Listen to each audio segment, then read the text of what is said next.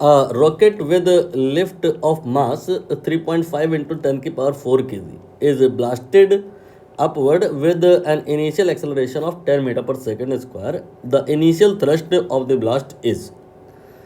Theory क्या है, पहले क्वेश्चन को मैं समराइज़ कर दूं कि यहाँ पर एक रॉकेट है और वो रॉकेट ब्लास्ट हुआ है अपवर्ड डायरेक्शन में, मतलब ऊपर की डायरेक्शन में रॉकेट में क्या होगा, अभी एक्सेलरेशन आएगा और फिर वो उससे ब्लास्ट हो जाएगा, मतलब ऊपर की तरफ चला जाएगा। तो यहाँ पर ये रॉकेट ऊपर की तरफ क्यों जाएगा, क्योंकि इसके अंदर फ्यूल है और वो बर्न होता है और वो बर्न हुआ फ्यूल एक्सपेल करता है with some velocity dm amount of fuel suppose in dt time, ये बाहर आया है v की स्पीड से, तो उसकी वजह से इस रॉकेट पे कुछ एक थ्रस्ट फोर्स आता है अपोजिट डायरेक्शन में। ये आप रियलाइज़ भी कर सकते हो कि किसी बॉडी से अगर झटके से कोई पार्ट बाहर निकल जाए तो रिमेनिंग पार्ट रिकॉइल कर जाता है, वही यहाँ रॉकेट में भी है। तो ये जो लिफ्ट फोर्स है इसे आप FTH बोलेंगे, ये यहाँ पर अच्छा खासा बन गया होगा जिसकी वजह से यहाँ पर एक्सेलरेशन आया है, उसकी वैल्यू इन्होंने बता दी है। तो बताना ये है कि ये जो इनिशियल थ्रस्ट रॉकेट में आप लिख रहे हैं ये कितना होगा, गिवन क्या है, रॉकेट का मास गिवन है एंड कितने एक्सेलरेशन से ये रॉकेट ब्लास्ट होगा ये गिवन है। तो ए ये गिवन पैरामीटर में है और m रॉकेट का मास ये गिवन पैरामीटर में है और बताना है कि थ्रस्ट कितना होगा। बहुत आसान क्वेश्चन है ये, इसमें अब तो बहुत बड़े बड़े वेरिएशन होने लग गए हैं।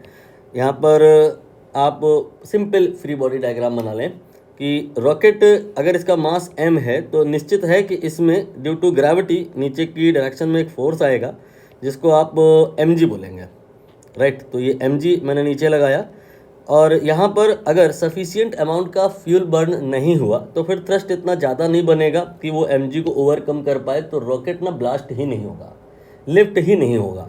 रॉकेट की लिफ्ट होने के लिए रिक्वायर्ड है कि एटलीस्ट मिनिमम या सफिशिएंट फ्यूल बर्न हो, वो हुआ है यहाँ क्योंकि रॉकेट ब्लास्ट हुआ है और मोर देन सफिशिएंट हुआ है, मतलब ये जो थ्रस्ट फोर्स है ये काफ़ी ज़्यादा हो गया। इसीलिए हुआ क्या कि यहाँ पे नेट फोर्स जो आया इसका और इसका ये अपवर्ड डायरेक्शन में हो गया और उसी नेट फोर्स की वजह से यहाँ पर अपवर्ड डायरेक्शन में एक्सेलरेशन आ गया। कहानी समझ में आई।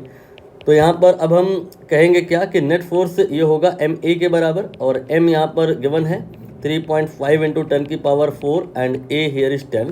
तो नेट फोर्स यहाँ से आ जाएगा 3.5 इंटू 10 की पावर 5, ये यहाँ पर नेट फोर्स का वैल्यू है, थ्रस्ट फोर्स की वैल्यू नहीं है ये नेट फोर्स की वैल्यू है। एंड नेट फोर्स होगा क्या, थ्रस्ट माइनस mg।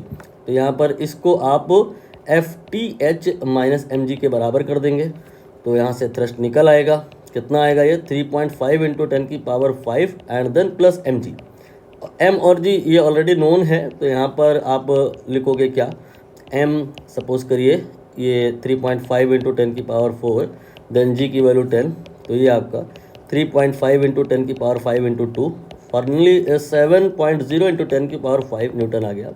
ये तो मुझे समझाना था इसलिए मैंने इतना डिटेल में किया, अदरवाइज़ तो ये क्वेश्चन मन में ही हो जाने वाला होता है कि एक्सेलरेशन 10 मीटर पर सेकेंड स्क्वायर का ऊपर को है, ये g के बराबर है और इसके वजह से जो सूडो फोर्स आएगा वो नीचे को आएगा। तो ma सूडो फोर्स और mg ये ऑलरेडी लग रहा है तो mg plus a in total हो जाएगा यहाँ पे, और a की वैल्यू चूँकि g के बराबर है तो ये g प्लस जी 2mg आ जाएगा थ्रस्ट फोर्स का वैल्यू। और mg यहाँ पर कैसे आएगा, इसमें 10 का मल्टीप्लाई कर दें और फिर इसमें 2 का भी कर दें तो आंसर आ जाएगा। अभी जो मैंने लास्ट वाली मेथडोलॉजी बताई माइट भी क्लियर ना हुई हो, डिपेंड करेगा कि आपने पढ़ाई कहाँ से करी है, बट जो पहले मैंने बेसिक की हेल्प से किया डेफिनेटली वो क्लियर हुआ होगा।